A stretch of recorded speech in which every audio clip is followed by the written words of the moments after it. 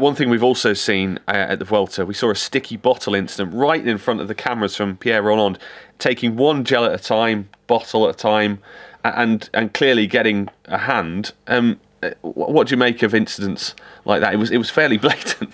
Can't fault him really. Yeah, I mean that happens, doesn't it? Situation, it does happen, and it has happened historically in cycling. You know, for many years.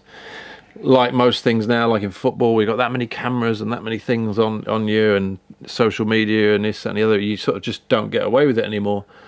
Is it cheating? I don't. You know, I mean, the harsh. You know, that was how harsh that of Tom Dumoulin at the Tour and the Mur de Bretagne stage. I mean, he punctured at the worst possible time, and everyone has used a car to get back. Gilbert won the world sitting behind a motorbike in Valkenburg.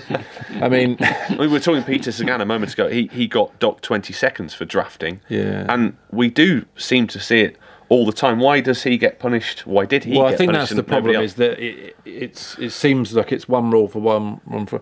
You can, if Valverde had done it, you can imagine that they wouldn't have docked him time. You know, that it tends to depend on what country and what nationality you are and who the commissars are, because the commissars are different each race.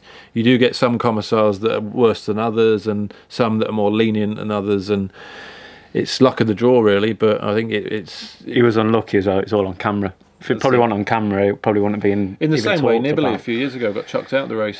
Because of the same thing. I mean, that was huge, wasn't it? He propelled himself hundreds of metres up the road doing that. But he wouldn't have been the first that has done that and won a race from it, or the last. He certainly won't be the last. No, when you're riding in a race and you see it happening, do you just accept it? Or sometimes you think, oh, hang on a minute, that's not right. Yeah, you just accept it. Eventually you'll do the same thing. Even if you're off the back or whatever you're doing, eventually you will do the same thing. So you can't...